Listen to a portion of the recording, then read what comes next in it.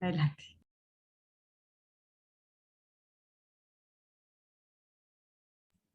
Creo que tienes el micrófono apagado. Gracias.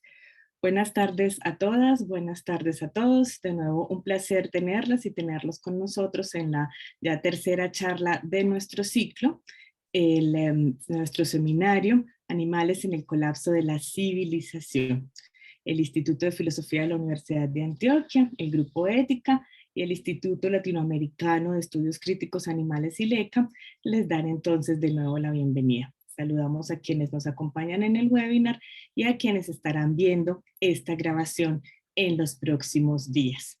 Hoy tenemos pues una alegría porque será además un diálogo entre dos idiomas, que ojalá sea un diálogo ético productivo. Nuestro invitado es Fábio Oliveira, que nos acompañará desde Brasil. Fábio nos hablará en portugués, en brasilero, pero están todas y todos invitados a realizar sus preguntas, pues si los pueden hacer en portugués está muy bien, pero también en español por el chat de preguntas y respuestas. Les pedimos que se animen a este diálogo también entre varias lenguas que seguramente va a salir perfecto.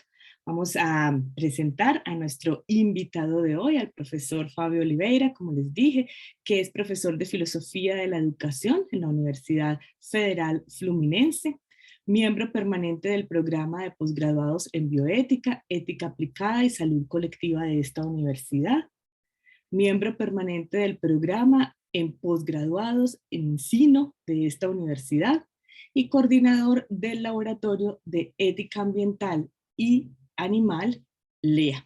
A Fábio, muchísimas gracias por estar aquí con nosotras y con nosotros. A ustedes de nuevo la bienvenida. Fábio, te escuchamos. Olá a todas, todes e todos. Antes de tudo, eu gostaria de começar a minha fala agradecendo a professora Paula Mira pela oportunidade de estar aqui essa noite com vocês. E eu estendo, claro, esse meu agradecimento a toda a equipe do Instituto de Filosofia da Universidade de Antioquia e ao Instituto Latino-Americano de Estudos Críticos Animais pela iniciativa desse seminário, né, cujo o tema é os animais e o colapso da civilização.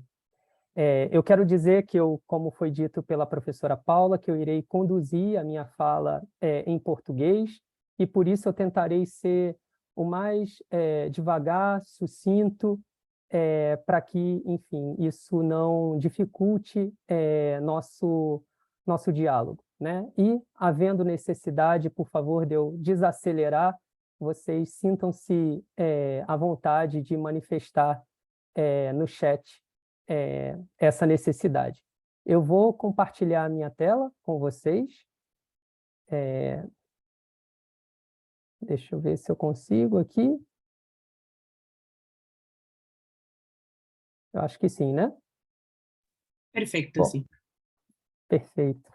Como foi dito, meu nome é Fábio Oliveira, eu falo do Rio de Janeiro, do Brasil, e adotando uma breve audiodescrição, eu sou um homem branco, cisgênero, olhos castanhos, atualmente eu tenho a cabeça raspada, eu uso um óculos de armação arredondada, estou usando barba nesse momento, visto uma camisa preta e atrás de mim vocês veem uma estante com alguns livros. A minha fala de hoje ela é uma espécie de ensaio que reúne algumas frentes de pesquisa que eu tenho realizado nos últimos anos, especialmente desde 2016, mais ou menos, quando eu começo a lecionar no curso de graduação interdisciplinar em Educação do Campo, no interior do estado do Rio de Janeiro, na região mais empobrecida do estado do Rio de Janeiro, ou seja, a região com o menor índice de desenvolvimento humano do estado e uma das mais empobrecidas de todo o Brasil. Nessa região, nas últimas décadas, ela foi alvo de diversos desastres ambientais, ou, como eu prefiro chamar, atos de injustiças ambientais, dentre as quais eu destacaria aqui muito brevemente a poluição de um dos rios mais importantes do Rio de Janeiro, que é o Rio Pomba, e essa poluição ela vem gerando o desaparecimento de diversas espécies de animais marinhos, a secagem de fontes de água naturais, outras compradas por corporações, grandes corporações, inclusive, e dentre tantos outros acontecimentos que fazem dessa região, promovem o empobrecimento dos municípios, das cidades do noroeste fluminense, como a gente chama essa região aqui no Brasil. E desde então, eu tenho refletido sobre como aproximar as teorias animalistas de um cenário tão empobrecido e devastado ecologicamente, tomado muitas vezes pela fome, né? E por isso eu tenho adotado uma leitura à luz do debate das injustiças sociais que atravessam tanto diferentes esferas, né, e lugares nas Américas, especialmente na América Latina, mas nesse caso focando nas regiões mais empobrecidas do Brasil. Então, eu tenho buscado lançar algumas hipóteses, e é por isso que eu apresento aqui essa minha fala na condição de ensaio. Eu tenho lançado algumas hipóteses e mobilizado alguns fatos que nos ajudam a pensar em superar algumas desigualdades. Quais delas? As socioambientais, as socio-raciais e as desigualdades que sustentam o especismo. A minha suspeita é que o especismo ele compõe a chamada injustiça social, né? E se revela, o especismo se traduz, ele se materializa de uma forma bastante específica em sociedades marcadas pelo empobrecimento, em especial quando esse empobrecimento é fruto alinhado ao colonialismo, como é o caso do Brasil. Né? Isso não quer dizer, entretanto, que eu defenda a existência de tipos de especismo. Não é o caso. Né? O que eu pretendo apresentar aqui são algumas hipóteses de que existem formas de mobilização estratégicas do especismo em diferentes contextos políticos, econômicos, culturais, ambientais. E nesse caso, eu penso que o especismo, refletido desde o sul global, ele deve incorporar uma concepção de injustiça social que nos permita compreender as complexidades do rebaixamento moral dos grupos de seres humanos historicamente marginalizados, perseguidos, racializados, feminilizados, animalizados, e também, é claro, o rebaixamento moral dos animais não humanos. Né? Eu não sei se eu consigo aqui... Ah, passei. Bom, dessa forma, eu vou dividir a minha fala em 5 momentos. Né? Primeiramente, eu vou procurar abordar o conceito de especismo, apresentando a defesa e compreensão do especismo não apenas como um preconceito baseado na espécie, mas como uma opressão baseada na espécie. Em seguida, eu vou procurar apontar como essa definição ela permite associar o debate do especismo ao do colonialismo, né? Aspecto esse que eu considero essencial para que a gente possa localizar as associações entre exploração animal, processos de animalização e invasão territorial das Américas. E no terceiro momento, eu busco inspirações nas literaturas e cosmoperspectivas ameríndias, indígenas, para compreender o sentido de invasão, não somente enquanto expropriação ou expansão territorial, mas como um projeto de dominação material e simbólica que estaria intimamente associada ao modelo de desenvolvimento adotado nos dias de hoje, né, que tem ganhado um contorno bastante especial, pelo menos no Brasil, através do agronegócio. E o agronegócio é justamente o que eu pretendo apresentar, um histórico do agronegócio no Brasil nesse quarto momento da minha fala, e, por fim, apresentar o conceito de plantationoceno, por acreditar que ele sintetiza de forma mais adequada o regime, a era, que orienta os modos que fazem permitir que o especismo seja uma das estratégias de invasão colonial jamais adormecidas e, por isso, ainda em curso no Brasil e em outros lugares também. Bom, para falar do conceito de especismo, é preciso, então, reconhecer, a meu ver, o árduo e brilhante trabalho do professor e filósofo galego Oscar Horta, né, que apresenta uma concepção consistente que nos permite identificar o que é o especismo, né? Para isso, o Horta ele possui diversos trabalhos, dentre eles a sua tese de doutorado, onde ele apresenta um marco conceitual, né, que estabelece um quadro comparativo de definições e, consequentemente, nos conduz ao que ele vai chamar de base sólida para o conceito de especismo. Esse percurso que ele faz durante a tese de doutorado dele é sintetizado no artigo Que é el especismo, né, de 2020.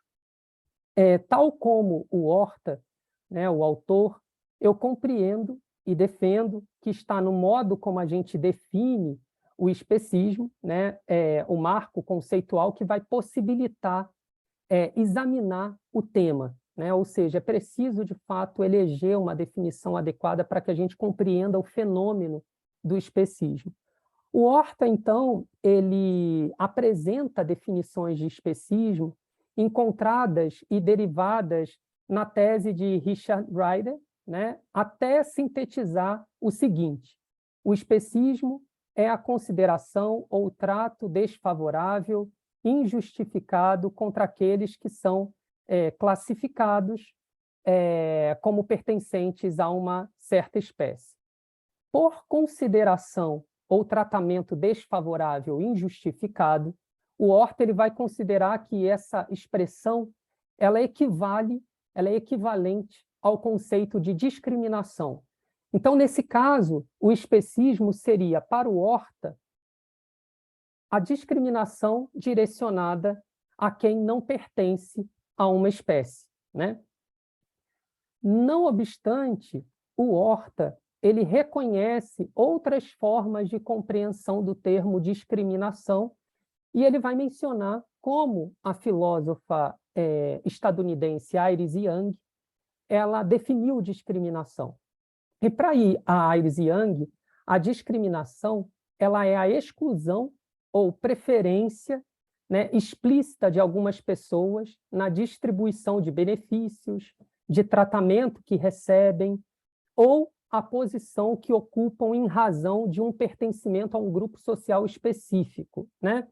E segundo Horta, a definição que é exposta pela Iris Young, ela impediria descrições de fenômenos sociais de desigualdade, tais como o racismo e também o sexismo, né? A partir dessa definição de discriminação pautada pela Iris Young, né? Ele segue, o Oscar Horta, ele segue destacando que a Iris Young ela teria preferido chamar racismo, sexismo, a partir dos conceitos de opressão e dominação, né?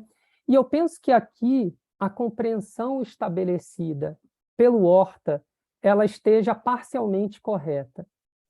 De fato, a Iris Young ela entende que os conceitos de opressão e dominação eles descrevem mais acertadamente alguns fenômenos relativos às injustiças sociais, tais como o racismo, o sexismo. Ela faz isso por entender que tanto o racismo quanto o sexismo eles são processos sistêmicos, que envolvem, pelo menos, o que ela vai caracterizar de 5 faces da opressão, né?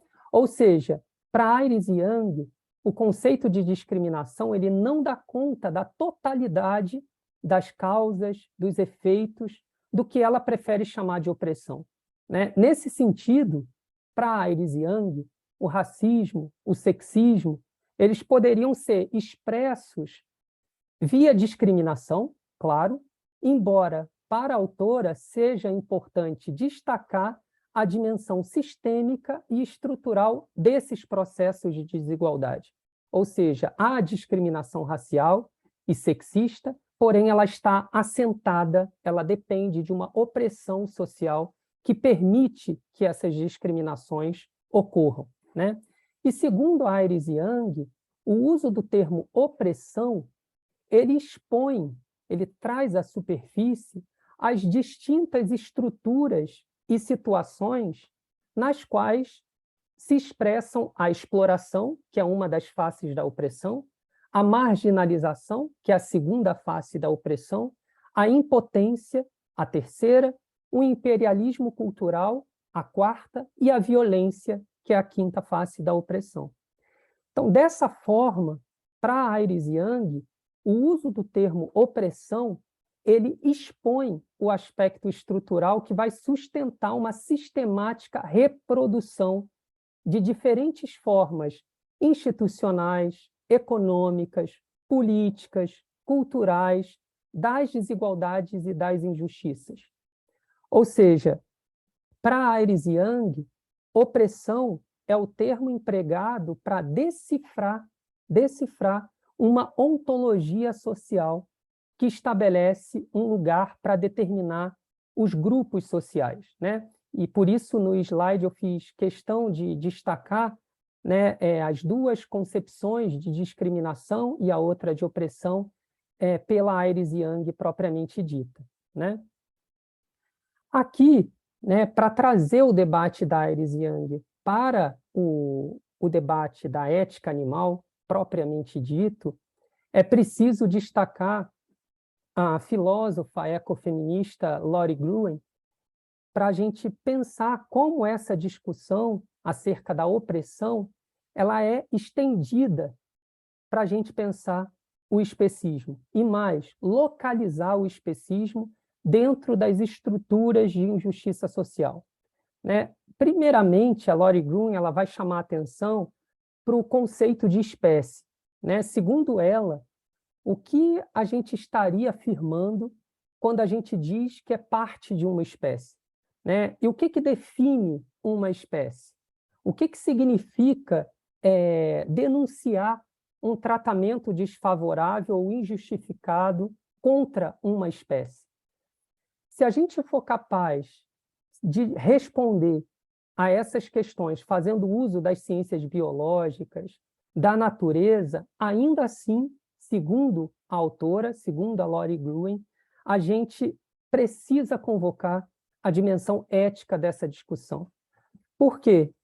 Porque a pergunta que a Lori Gruen faz é por qual razão as diferenças encontradas entre as espécies, já utilizando essa terminologia, poderiam e são frequentemente traduzidas em desigualdades de tratamento ou de reconhecimento, né? Ou seja, por que a habilidade de raciocinar, por exemplo, ela pode ser um determinante para que um ser seja considerado eticamente, enquanto a habilidade de voar, a habilidade de farejar, a habilidade de conseguir ver no escuro não é, né? Quais são os critérios que fazem com que a gente eleja algumas características como aquelas que são consideradas eticamente, né?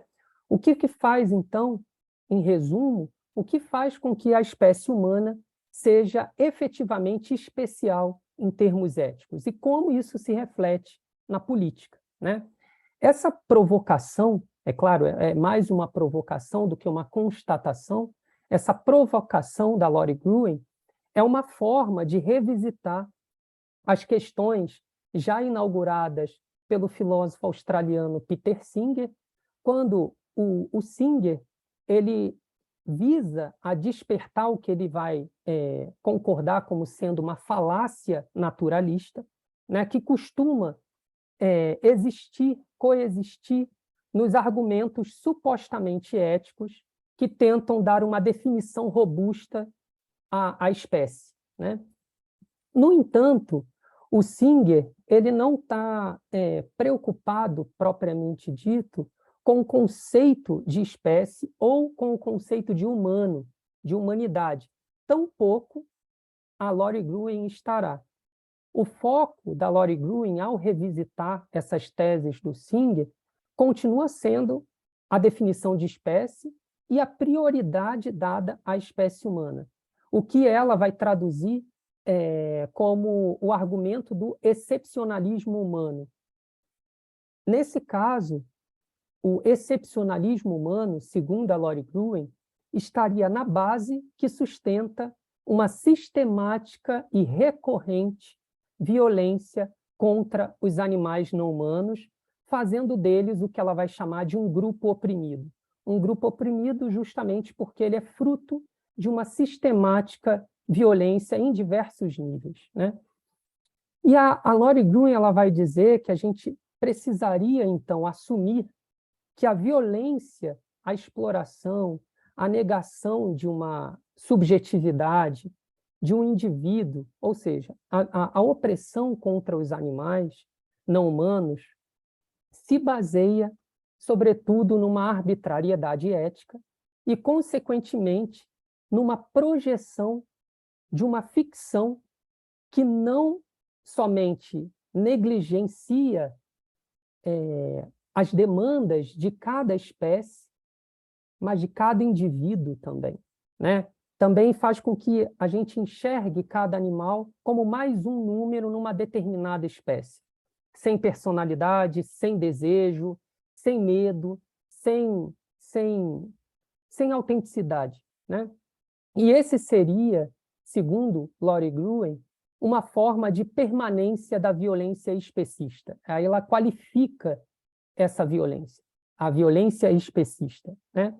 Além disso, o agrupamento de todos os seres na categoria animais não humanos passa a ser também uma forma discursiva de estabelecer uma massa homogênea que ignora justamente as possíveis individualidades entre os animais não humanos. Eu aqui estou ainda fazendo uso da mesma terminologia que a Lori Gruen está criticando, né?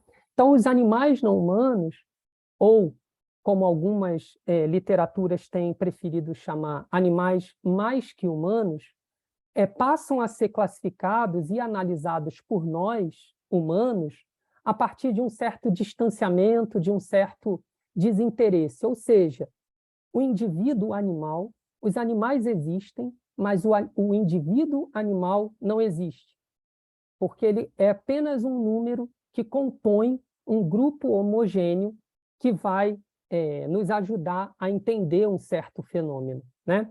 Uma vaca no abatedouro, ela não vai ser percebida, por exemplo, como um indivíduo, né? Com características similares às outras vacas ou com características distintas de outras vacas, né? Esse dispositivo que a Gruen está chamando a atenção de agrupamento, né, de agrupamento de todos os animais na categoria animais não humanos, proporciona a criação de uma realidade onde a gente não enxerga mais o animal em si, mas a gente enxerga aquilo que nós gostaríamos de fazer da vida deles, né? Então, nesse sentido, o animal não humano, ou os animais não humanos, são, antes de tudo, uma ideia projetada de um grupo, né? Se eles são uma projeção, a gente não precisa criar uma relação de um diálogo, né? Ao contrário, a gente tende a assumir que esse diálogo ele está no nível da impossibilidade, eles são uma projeção, né? E esse questionamento da Lori Gruen nos permite entender a espécie como um operador responsável por distribuir desigualdades dos valores das vidas humanas e não humanas. E aqui a Gruen, ela não aprofunda a discussão, mas a gente poderia dizer que o conceito de espécie ele está intimamente relacionado, ou ele dialoga com o conceito de humanidade, né? Uma vez que é o conceito de espécie associado ao de humanidade que vai conferir às vidas consideradas da espécie humana um valor especial de dignidade. Aqui cabe destacar que nem todos os animais humanos foram e são considerados individualmente ou sequer integrantes do conjunto ao qual damos o nome de humanidade ao longo da história, né? A gente tem vários episódios ao longo da história em que pessoas, animais humanos, não foram considerados humanos, né? Ou seja, é importante termos em mente que toda essa discussão ela compõe todo o processo que aproxima a violência do especismo a outras ou esbarra com outras violências sistemáticas que configuram o sistema de opressão social, né? E, nesse sentido, a Lori Gruen ela chama atenção para o fato de que, se a definição de opressão da Iris Young estiver correta, ou seja, que a opressão é um sistema de constrangimento para um indivíduo, é possível dizer que, isso a Lori Gruen afirmando, é possível dizer que grande parte dos animais não humanos também estão situados sob esse sistema de organização das vidas, ou seja, os animais são seres oprimidos.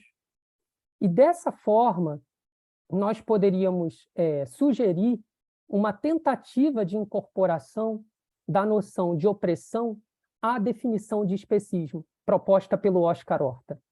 E assim, né, nós poderíamos, a meu ver, melhor avaliar se essa nova versão da definição do conceito de especismo ofereceria condições para a gente tentar identificar uma associação mais íntima entre os ismos de dominação, né, dos quais o especismo faz parte, e o especismo passaria, então, a ser entendido não mais como uma discriminação ou um preconceito, mas como a opressão sofrida por quem não pertence a certa espécie.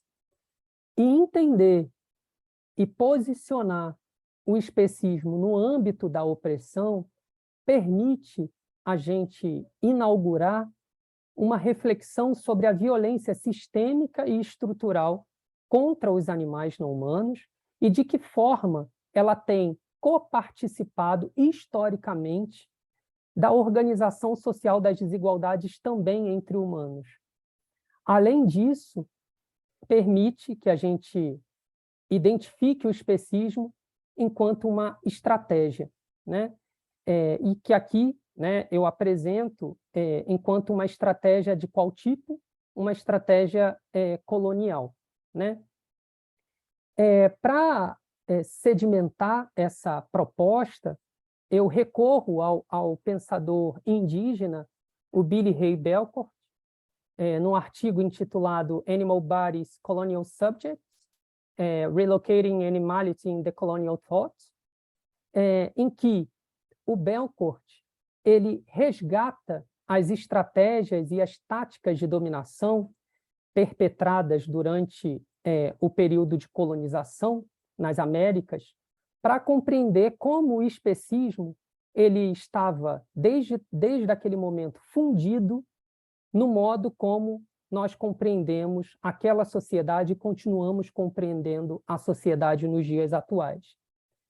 E o Belcourt ele vai sugerir que a gente entenda o especismo a partir do conceito de supremacia branca, sendo a supremacia branca compreendida enquanto um maquinário político que se funda a partir da expansão e usurpação territorial, né, em consonância com a exploração e o extermínio dos corpos indígenas, dos corpos das populações racializadas, animalizadas e dos animais.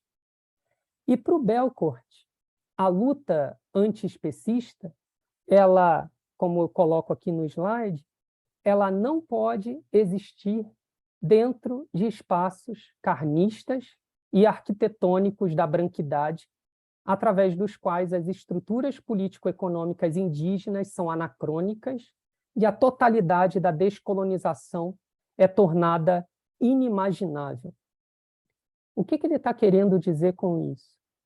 O teórico, pensador indígena e também ativista Belcourt, ele está destacando o lugar da branquidade inerente às estruturas políticos econômicas, né, que legitimaram e continuam a legitimar, pelo menos no Brasil, a apropriação territorial, a invasão colonial sobre os corpos indígenas e também sobre os corpos animais, como uma tática, ou seja, uma estratégia que nos ajuda a compreender como a subjugação e a violação desses corpos, ou seja, dos corpos dos povos racializados e dos povos animalizados e dos animais não humanos, decifra também o processo de construção do que ele vai chamar de geografia colonial, né, que vai se dar justamente via a supremacia branca, que, segundo ele, é a responsável por violar, institucionalizar a violação dos corpos não brancos e dos corpos animais, né? Mas o que exatamente eu estou chamando aqui de invasão das terras, invasão dos corpos, né? Para pensar a invasão, né, o conceito de invasão, eu estou me remetendo, claro, refletindo sobre os processos coloniais que submeteram os povos originários e escravizados à expansão europeia sobre as Américas, né? E aqui, conforme aponta um pensador indígena, Ailton Krenak, na introdução dessa obra que eu destaco aqui para vocês, né, a obra Abya Yala, Genocídio e Sobrevivência dos Povos Originários das Américas, a invasão, o que é?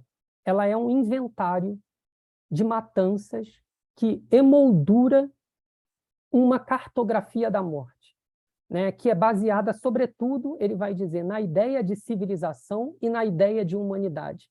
Ou seja, no projeto civilizatório e no projeto da configuração, da definição de quem é e quem não é humano, uma cartografia da morte, que disponibiliza alguns corpos à morte, né? E a civilização e a humanidade, nesse sentido, elas seriam dois componentes fundantes da invasão enquanto uma ideologia que submete os territórios, e algo que é importante, que muitos indígenas vão destacar, e o Ailton Krenak é um deles, que esses territórios eles são feminilizados, né? E os povos racializados, né? E são automaticamente, por isso, condicionados à propriedade, à noção de propriedade, disponíveis à noção de propriedade daqueles que vão se autoproclamar descobridores e detentores do poder. Então, nesse sentido, compete investigar a invasão enquanto um ritual de dominação, né? Um ritual. Aqui compensa, claro, dizer que a supremacia branca, já destacada pelo Belcourt, ela vai ser entendida também por uma autora que eu nem incluí aqui nos slides, mas que eu posso passar depois a bibliografia, que é a Catherine Gillespie, que é uma etnógrafa estadunidense, que vai dizer que a humanidade é um conceito central, ela é a base do antropocentrismo, né? E que, por sua vez, personifica a ideia do humano na figura daquele que sempre esteve na concepção tradicional de humanidade, né? E, mais especialmente, a uma parcela da humanidade condutora do processo ou progresso civilizatório, que seria o homem branco, né? Então, nesse sentido, o especismo ele seria parte constitutiva e também uma estratégia necessária para o chamado processo civilizatório, né, que nomeia os corpos que vão estar assujeitados por uma outridade, que vão ser destituídos de humanidade, ou seja, a humanidade é o elemento catalisador que vai conferir ao processo civilizatório convocar aqueles que serão humanos e aqueles que não serão, né? Então, e aqueles que não serão convocados pela humanidade continuam sendo condicionados a um lugar de propriedade, né? Que é uma estratégia de dominação colonial absoluta, né? E segundo Belcourt, retomando Belcourt, sob os pilares dessa estratégia estariam também, e sobretudo, as culturas alimentares, né, que são impostas pelo processo de colonização, né, assim que os colonos invadem as Américas, e que são constantemente redimensionadas pelo capitalismo colonial, de forma a homogeneizar também o modo como a população, né, e os territórios passam a se alimentar e passam a cultivar, né? E esse processo ele pode ser compreendido tanto pela apropriação da terra quanto pela imposição de um modelo de cultivo, né, que passa a garantir não mais um modo de vida dos povos originários, mas a satisfação dos desejos dos colonizadores, né? Então, o resultado vai ser uma forma de impor, por exemplo, um padrão único de gosto e, automaticamente, de aniquilação de diferentes visões de um mundo, né? Em outras palavras, a gente está se referindo a uma tática de perpetuação da colonialidade que não pode ser pensada dissociada de um projeto de expansão e usurpação territorial, como vai mencionar o Belcourt, né? E aqui, a esse complexo industrial colonial que o Belcourt vai nomear, se destaca o agronegócio, né? Aqui a gente poderia tratar de uma longa história sobre o agronegócio, destacando sua formação política no Brasil, por exemplo, como aborda um pesquisador brasileiro chamado Caio Pompeia, né? Mas compensa destacar, entretanto, alguns dados relevantes nessa longa jornada das grandes corporações de exploração de terra, de águas, de animais, de capital humano em territórios andinos e amazônicos, né? Há uma autora, a Ana Manuela Chan, que possui um livro chamado Agronegócio e Indústria Cultural, Estratégias de Empresas para a Construção da Hegemonia, e que ela aponta, já na introdução da sua obra, várias estratégias de marketing promovidas pelas empresas produtoras de insumos químicos, os agrotóxicos, as sementes transgênicas e também aquelas responsáveis pelo confinamento em larga escala da pecuária, né, no Brasil. Ela chega a mencionar uma das estratégias de marketing da Monsanto em 2008, que apresentava uma propaganda, né, que afirmava o seguinte, e aqui vocês podem ler nesse trecho, né? Esse trecho era narrado durante um comercial da Monsanto, enquanto de fundo se tocava a música What a Wonderful World, do Louis Armstrong, né? E aparecia uma imagem bucólica de uma vida rural com os animais soltos, né? Uma imagem realmente que fortalecia ou se propunha a criar uma imagem não condizente com a realidade do agronegócio, né? E ela traz esse exemplo, né, para esclarecer que, no mesmo período, né, em que foi autorizado o lançamento dessa campanha no Brasil, o país como um todo e o campo, a região rural em especial, ela se encontrava num período de escassez econômica e, consequentemente, com um aumento de desemprego e uma desigualdade social que assolava, né, principalmente a população mais empobrecida e a população negra, parda indígena, em especial, né? Então, essa contextualização nos permite supor, né, de forma preliminar, claro, que a publicidade e a política elas caminham de mãos dadas e que, no contexto do agronegócio, no Brasil, essa união ela possui uma espécie de nostalgia colonial, como eu tenho chamado, né? A própria ideia da construção de uma imagem, de uma musicalidade, ela flerta com uma nostalgia de um tempo que não existiu, né? Dentro do maquinário político descrito pelo Krenak e pelo Belcourt, né? E aí a Manuela Chan, eu não vou me deter nisso por conta do nosso tempo, mas ela narra detalhadamente todos os momentos, né, específicos, né, dessa que ela vai chamar de modernização dolorosa, que invade, inclusive, o período da ditadura militar no Brasil, que incorpora de forma sem precedentes as ideias da Revolução Verde e que traz na produtividade agropecuária a ideia de que era com ela, através dela, que era possível solucionar a fome do Brasil, né? E diante de um cenário destinado à expansão agroindustrial, tanto os produtores do agronegócio quanto o próprio Estado brasileiro passam a apostar nas monoculturas, na monocultura da soja, na monocultura do trigo, que vão ser importadas dos Estados Unidos para o Brasil, né? Então, eu trago aqui alguns dados, alguns números recentes, só para a gente entender o cenário atual.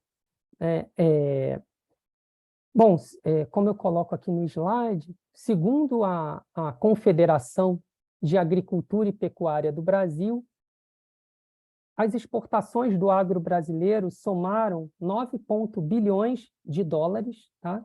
Em dezembro de 2021, o que corresponde a um crescimento de 36,5% em relação a 2020.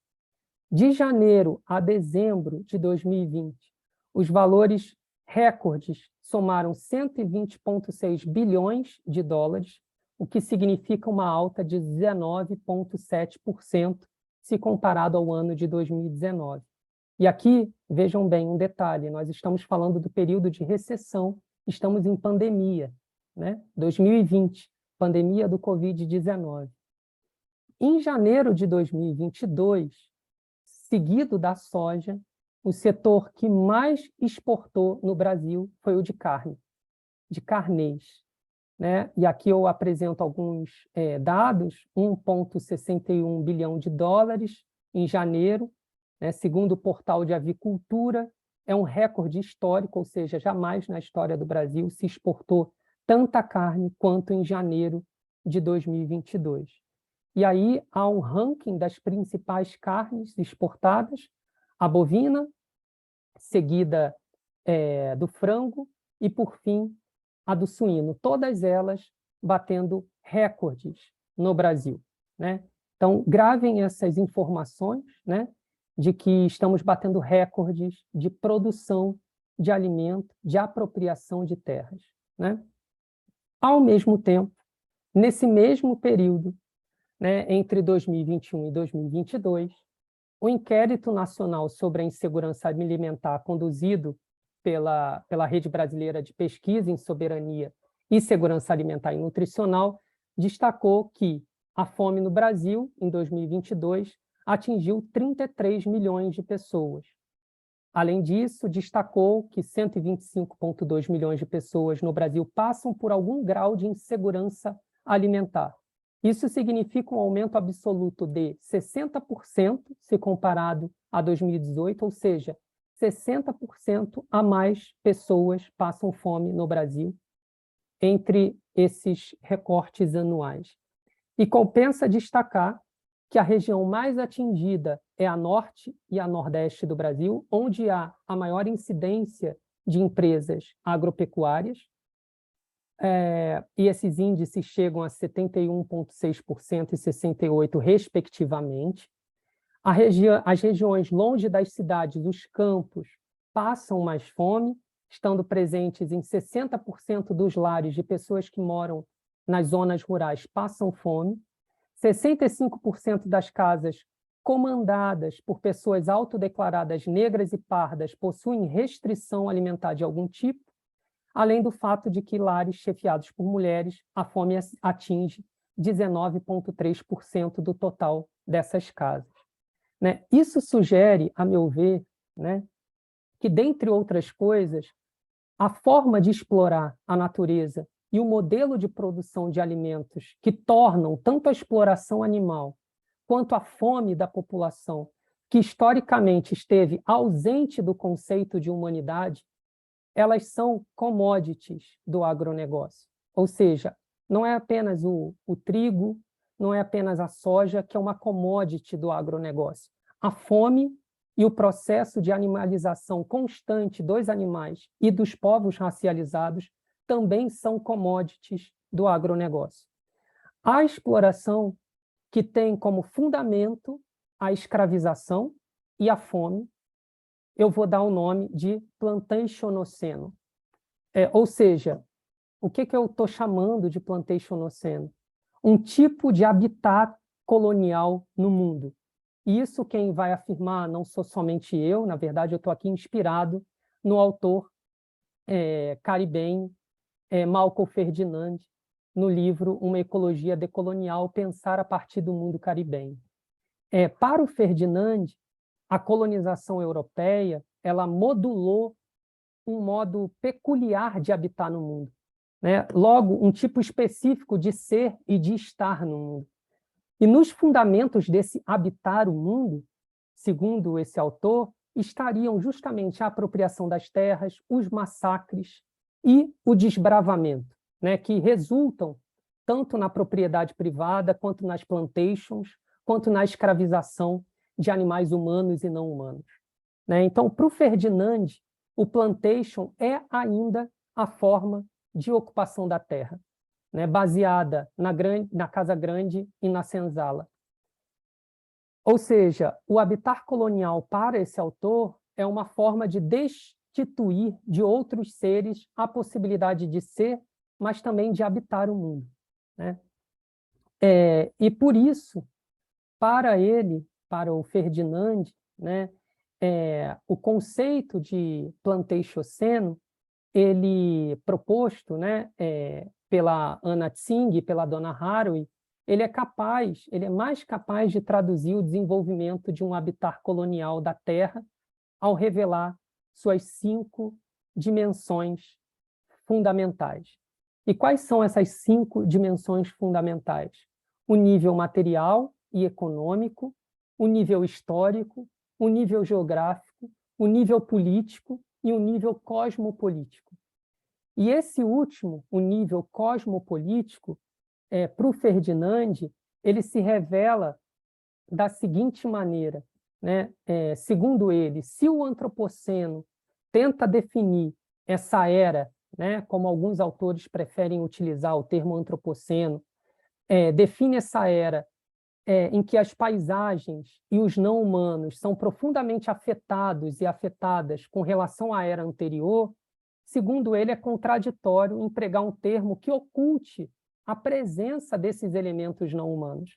Né? Ao fazer da organização dessas trocas entre humanos e não-humanos, a sua cena discursiva principal, o plantationoceno, expõe as singularidades pelas quais as minorias na Terra impõem um tipo de composição no mundo com os não-humanos, né? O da exploração compulsiva e da padronização dessa compulsão.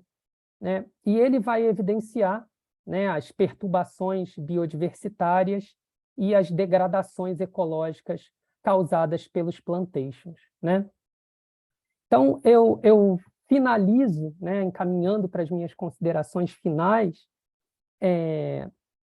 eu finalizo afirmando, né, que o agronegócio ele se serve da falácia argumentativa de que a sua produção em larga escala ela alimenta o mundo, quando, na verdade, ela produz fome, bem como ela expropria a terra, ameaçando principalmente terras indígenas, né, submetendo diversas fazendas de commodities ao trabalho análogo à escravidão e explorando os animais confinados ao abate.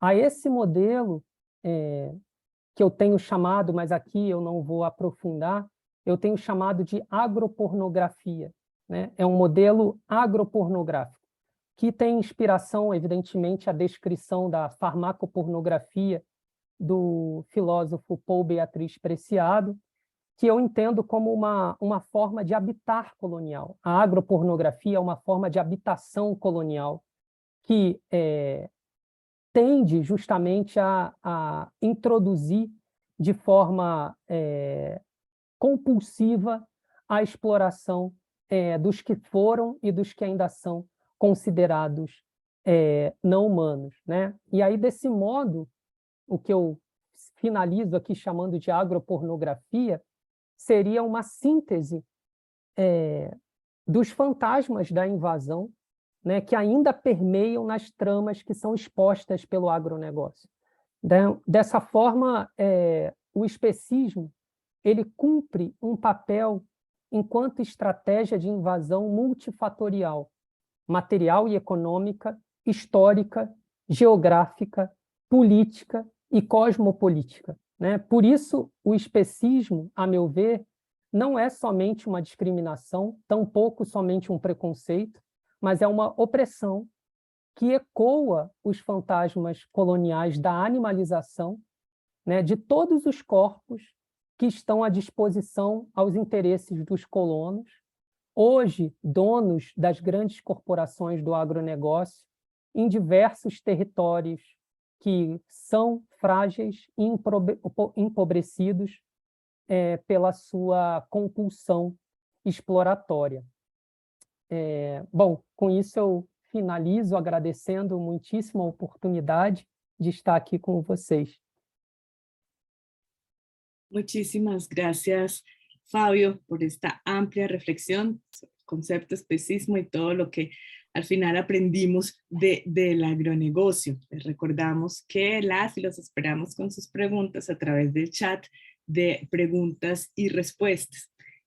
Voy a empezar yo, Fabio, con una pregunta también a partir de esta agropornografía que nos propones al final. Pero es la siguiente pregunta. Siempre que hablamos de estos temas y hablamos de, como tú dices, la falacia del agronegocio, viene mucha gente a decirnos que hay una suerte como de aporafobia en lo que decimos, ¿verdad? Como un odio por los pobres porque no estamos considerando cómo se va a alimentar estos millones de personas si renunciamos al agronegocio, ¿no? Es decir, casi que nos ponen a decidir entre esta ética de perspectiva animal, antiespecista o nos alimentamos. Creo que lo has ilustrado bien, pero quisiera que profundizáramos en ese supuesto dilema. Sim, Paula, isso é muito recorrente, né, nos debates que temos, sobretudo quando participo de debates mais focados à discussão ambiental. É muito recorrente que, ao trazer o debate do antiespecismo, né, haja o questionamento acerca de como fazer uma equivalência entre esses dois âmbitos, ou seja, aparentemente o que eu tenho percebido é que há uma suposta pressuposição de que esses dois debates eles possuem contradições concretas, ou seja, a defesa dos animais e a defesa de modos de produção para a alimentação em larga escala. Então, depois que, bom, ao longo desses últimos anos, percebendo isso com muita frequência, principalmente na minha atuação junto às zonas rurais, aqui no Brasil, onde essa questão da fome ela é muito profunda, é um tema que não desapareceu, e, ao contrário, durante e agora, nesse período já em que ainda estamos em pandemia, mas já com uma pandemia mais possível de convivência, a fome é um fator determinante, né? E isso tem me preocupado muito, e por isso eu iniciei uma espécie de observatório, né, de dados para observar e cruzar informações entre o aumento do agronegócio, da produção do agronegócio, e fazer uma equivalência ao aumento da fome, né? Para que, através desses dados, nós consigamos identificar justamente onde está o problema, né? E a isso, claro, eu tenho pego bastante inspiração nos textos da Vandana Shiva, né, que tem uma larga trajetória de trabalhos descrevendo justamente a chegada da Revolução Verde no noroeste da Índia e como aquela chegada e aquela produção em larga escala de alimentos, ela trouxe, na verdade, junto com ela, a fome, dentre outros problemas psicossociais, né? A população, sobretudo, mais frágil, a população campesina, a população racializada, a população de mulheres e crianças daquela região. E eu tenho percebido, claro, ainda de forma muito preliminar, algo muito semelhante acontecendo no Brasil, né? O agronegócio está em expansão como nunca esteve no país, né? Inclusive com várias regalias. Atualmente, nessa semana, tramita em nosso Senado um projeto de lei para minimizar as avaliações do agronegócio, né? Ou seja, todas os critérios que as empresas do agronegócio precisam cumprir estão agora tentando diminuir esses critérios para que eles possam se expandir com mais facilidade, né? Ao mesmo tempo, nesse mesmo período de expansão do agronegócio, houve um aumento exponencial de crime contra indígenas, crime contra defensores ecológicos, né?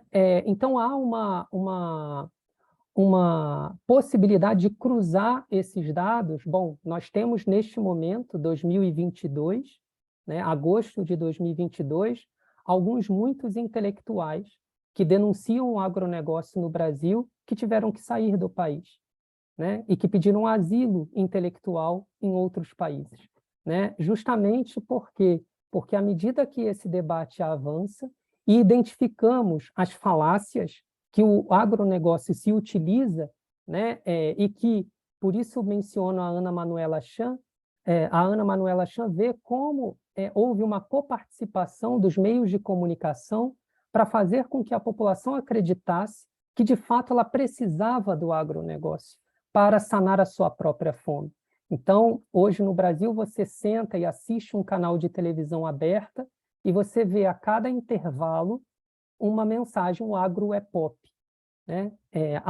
A todo momento o agro é pop, o agro é pop. E sempre acompanhado com uma música muito suave e com uma imagem bucólica do campo, onde os animais também são representados soltos, sempre muito felizes. Então, há ali algo que me parece fundamental de discutir. E, por outro lado, Paula, algo que tem me chamado muito a atenção, pelo menos aqui no contexto brasileiro, em especial aqui no Rio de Janeiro, é como esse debate agroecológico ele é muito mais forte no campo, embora o consumo de alimentos agroecológicos seja muito maior nas cidades.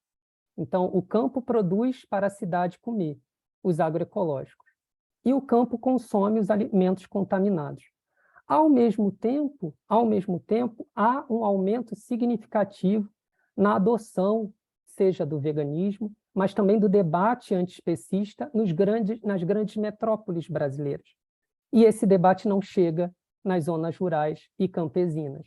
Muito embora, durante o estado da pandemia, grande parte da população campesina no Brasil se alimentou basicamente daquilo que produzia nas suas hortas, né? Então, isso traz algumas informações que, evidentemente, vão precisar de pesquisas mais aprofundadas, né? Mas é algo que a gente tem começado a fazer desde da universidade no campo, né? Para pensar justamente em como reativar esse debate agroecológico, já introduzindo o debate antiespecista no debate agroecológico, de modo que ele não surja como um antagonismo, né, que é o que a gente costuma ver, né, disseminado, sobretudo, nas grandes metrópoles, né?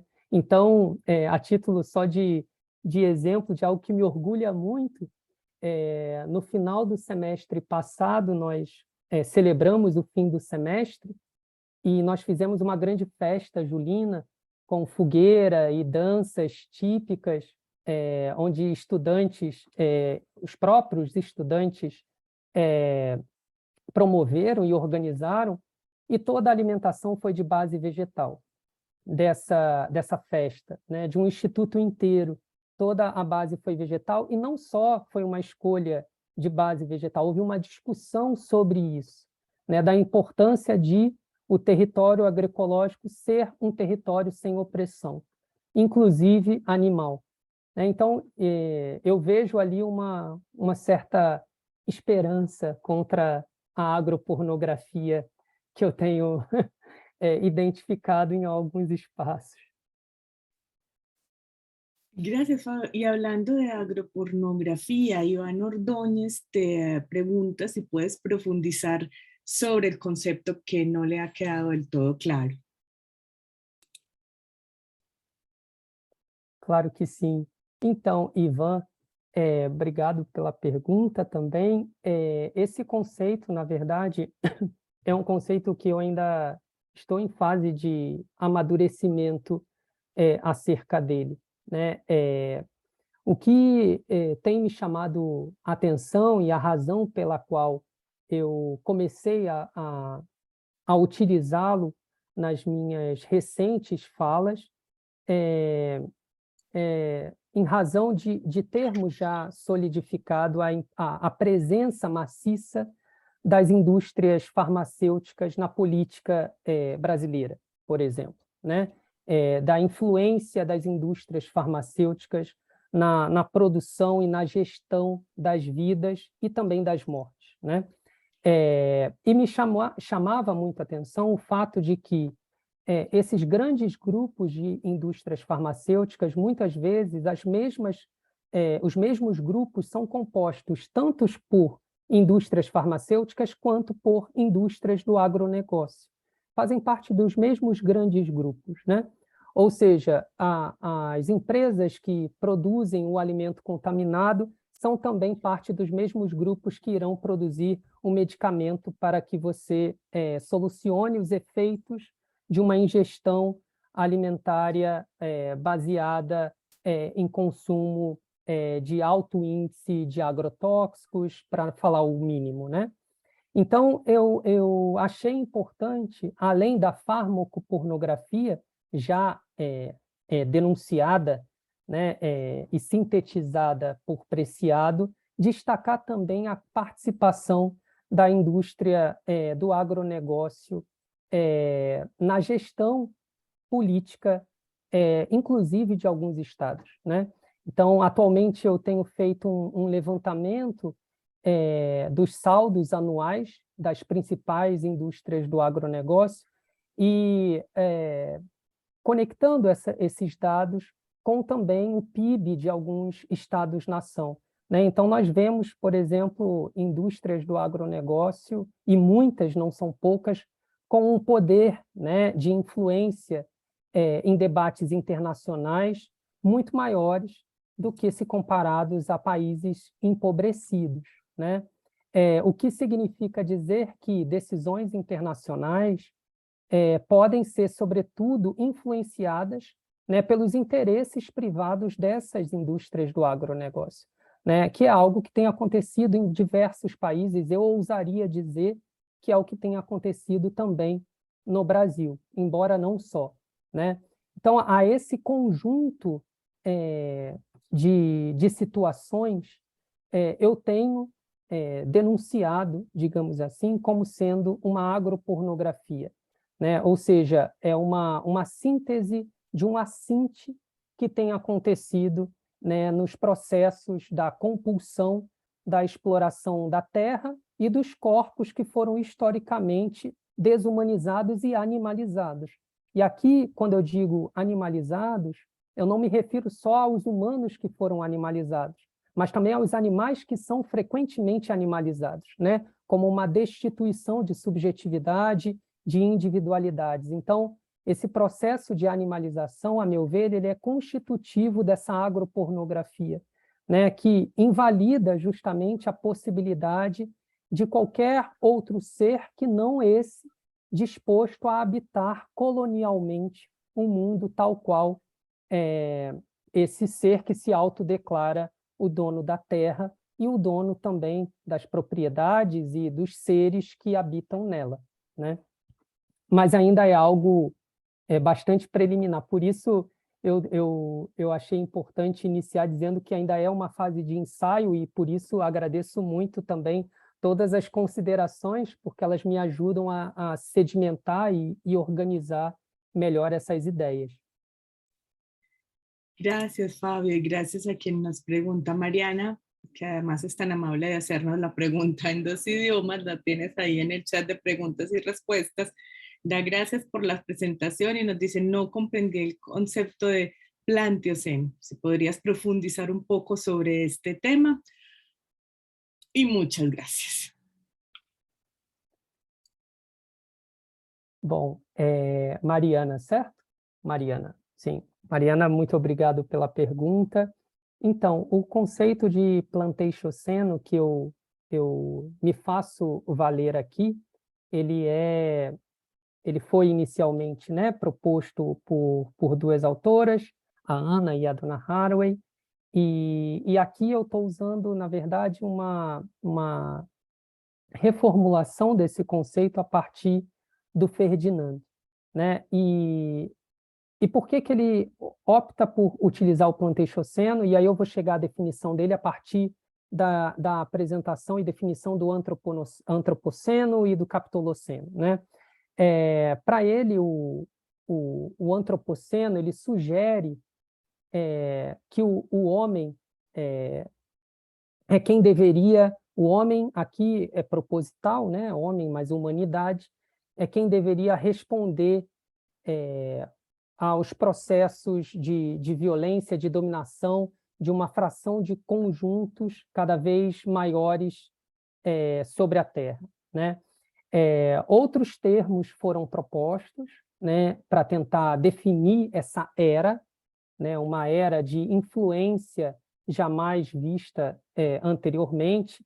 Então, nós vemos também capitoloceno, fagoceno, angloceno, né, que são termos que tentam identificar, então, uma responsabilidade sobre a era, as influências e as alterações na era em que vivemos, né?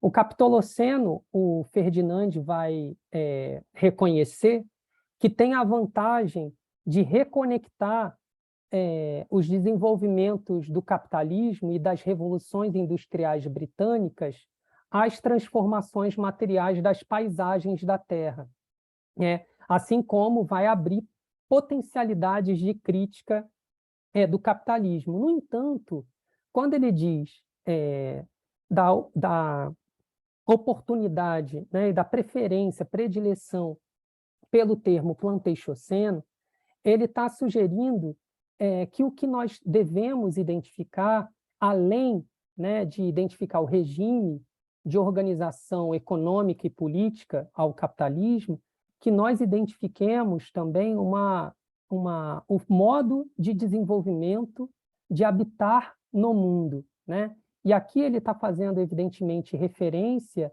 aos modos de plantation, né? Aos modos de cultivo da terra, de apropriação da terra, né? Nos tempos de colonização.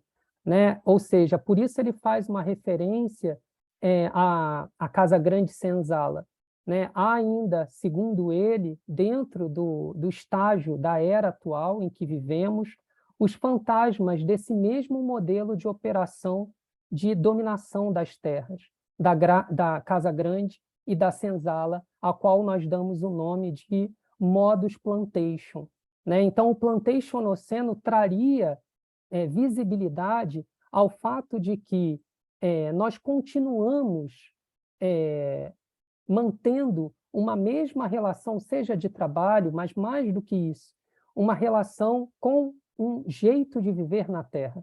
É um modo de viver na Terra, é um modo de habitar a Terra. E o modo de habitar a Terra, segundo Ferdinand, à luz do Plantationoceno, faz emergir não só uma relação com a Terra enquanto um território, né, mas traz à tona, justamente por fazer referência ao processo de colonização, traz à tona justamente todos os seres que estavam na Terra, mas não eram permitidos habitar nela, né? Então, o Plantationoceno, ele evidencia os seres viventes que compartilham conosco a Terra, mas a eles não são outorgados a dignidade e a possibilidade de habitar na Terra.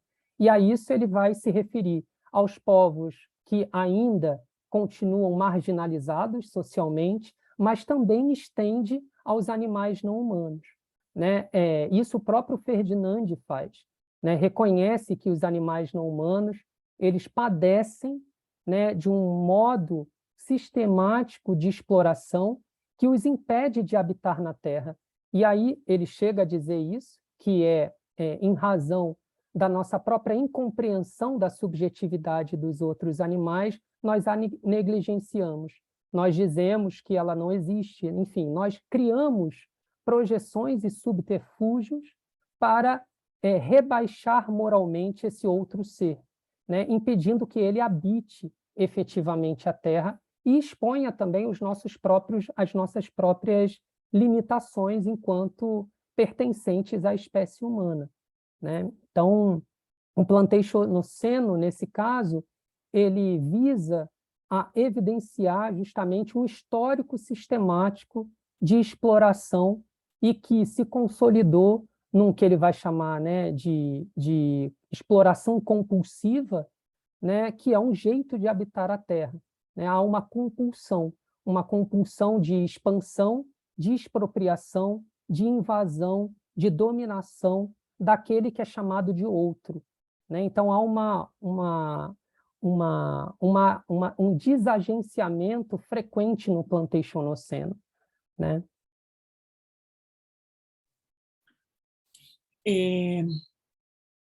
Gracias. Bueno, Mariana ya lo tiene mucho más claro. Iván quiere hacer de nuevo una solicitud de aclaración.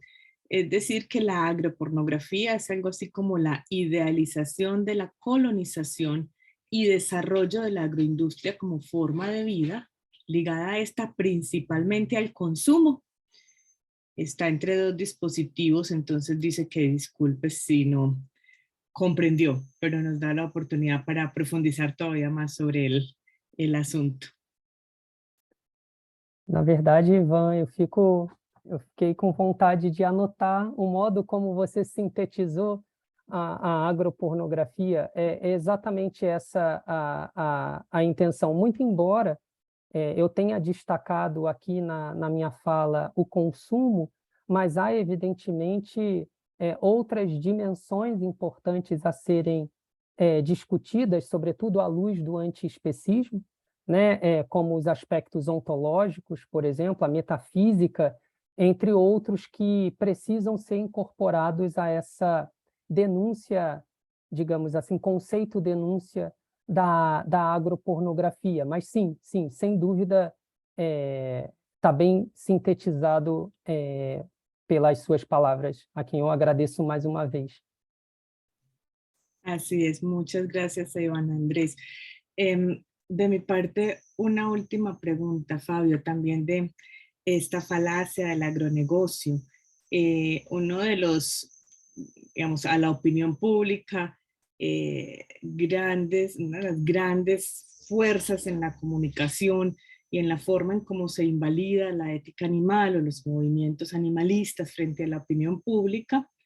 Es decir, que, por ejemplo, el veganismo y todas estas opciones éticas son opciones exclusivamente de las ciudades, de quien puede, de quien tiene esto, es decir, que estamos actuando de nuevo sin conciencia social cuando pensamos que la ética animal, representada pues, en el veganismo dentro de muchas facetas, puede tener lugar en el campo, en ese que tú nos has descrito que no ha ganado nada en el agronegocio. Yo quisiera escuchar tu opinión sobre esta falacia en la que se nos inscribe, pero que está ganando fuerza. Sem dúvida, Paula, e ganha muita força, na verdade, né?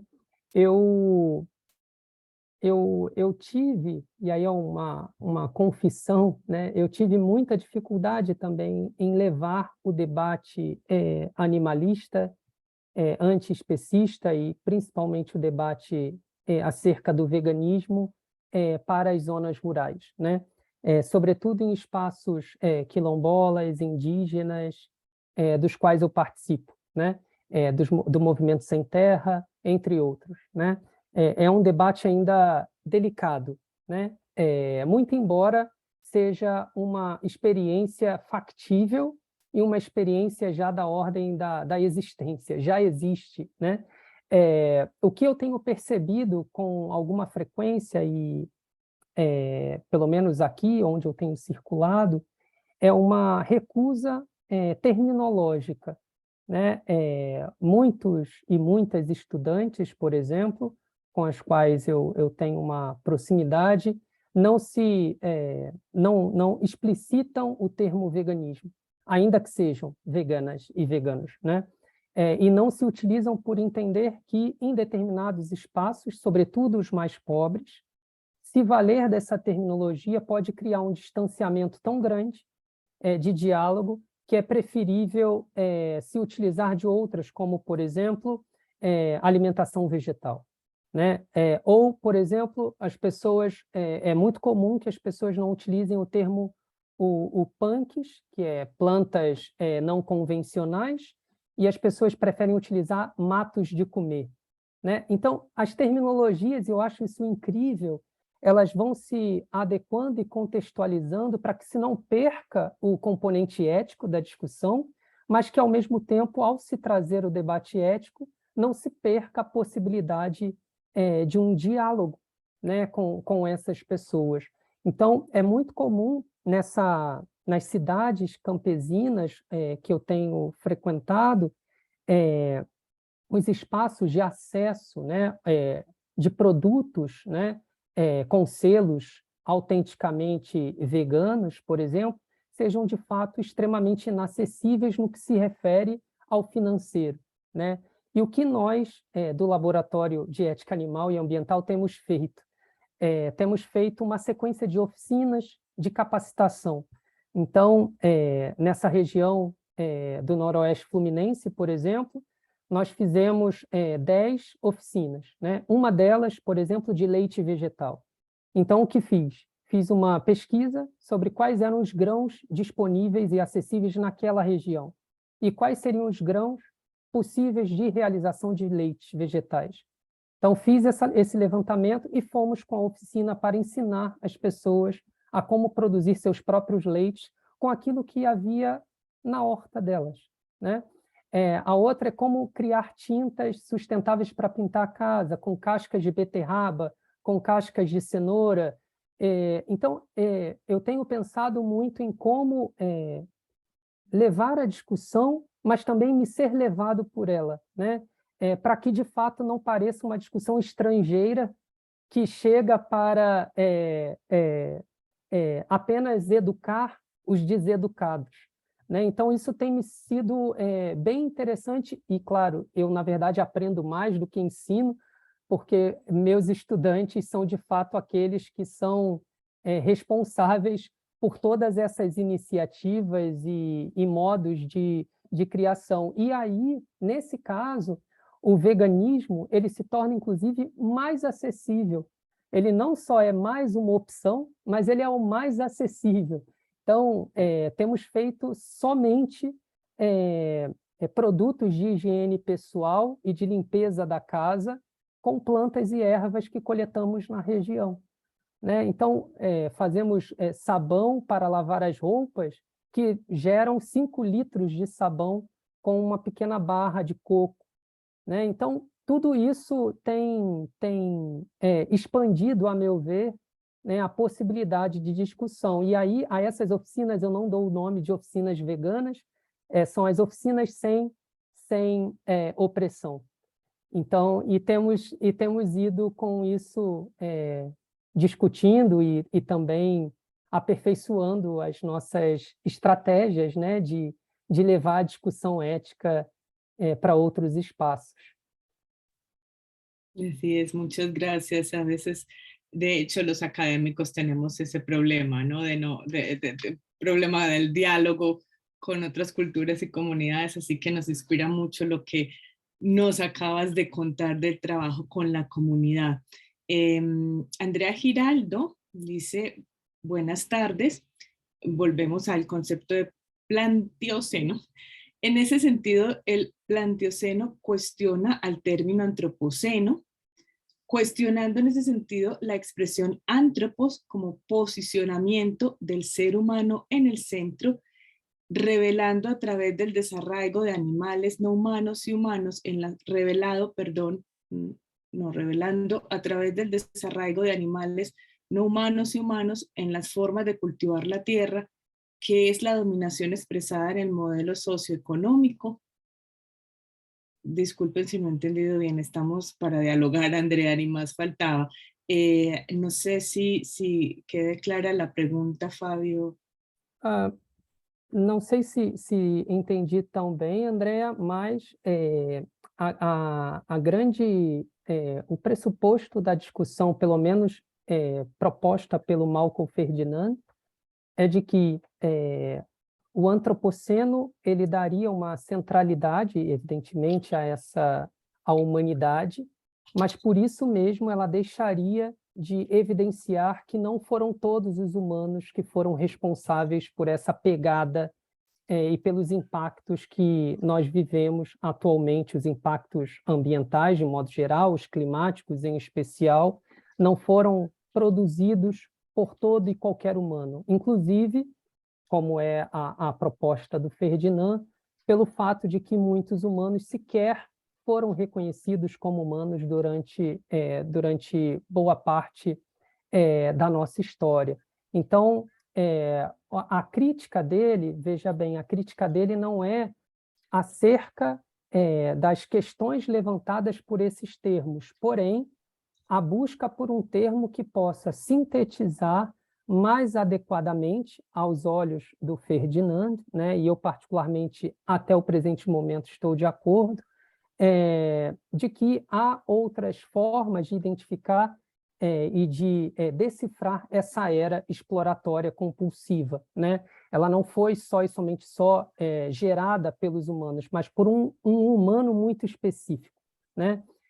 E que gerou e organizou socialmente, ambientalmente, as vidas, inclusive de outros humanos.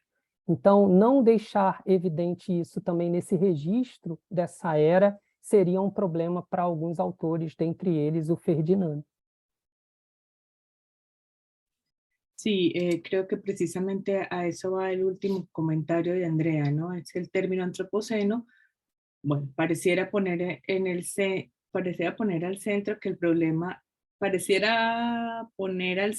que el problema es que se sitúa al ser humano al centro, desconociendo la igualdad, la desigualdad y la dominación. Mais uma vez, o Ferdinand, acho... Bom, a minha leitura sobre o Ferdinand diria que a opção dele pelo Plantationoceno é de que, mais uma vez, a ideia de antropoceno ela não dá visibilidade à dominação entre humanos, né? E de que ela existe e que, para o Ferdinand, ela está intimamente relacionada ao modo de exploração dos animais não humanos e também da natureza de modo geral. né? Elas não são, como ele entende como um sistema interdependente, elas não estão e não podem, para ele, não é possível pensar uma ecologia, por exemplo, que ignore todos esses processos. Logo, a demarcação dessa era deve dar nome a esses processos, né? E para ele isso é importante, inclusive, porque a era geológica, aos olhos e na percepção do Ferdinand, ela deve ser racializada, né? Deve haver uma marcação racial dessa era geológica em função de todos os processos sistemáticos de violência contra a população negra escravizada. Logo, um termo que visa denunciar, mas que se valida novamente de uma suposta humanidade, que todos os humanos estariam acobertados por ela, ela fracassaria nesse aspecto, e para ele não é apenas uma observação qualquer, ela é também central. Perfecto, muchas gracias, Andrea, por estas últimas preguntas. Fabio, muchísimas gracias por habernos acompañado, por habernos compartido estas inspiradoras reflexiones. A todas y todos los que nos acompañaron en el webinar, muchas gracias. Y a quienes vayan a escuchar esta grabación, muchísimas gracias también. Nos vemos la semana entrante en la última charla del ciclo. Que tengan una buena tarde. Hasta luego.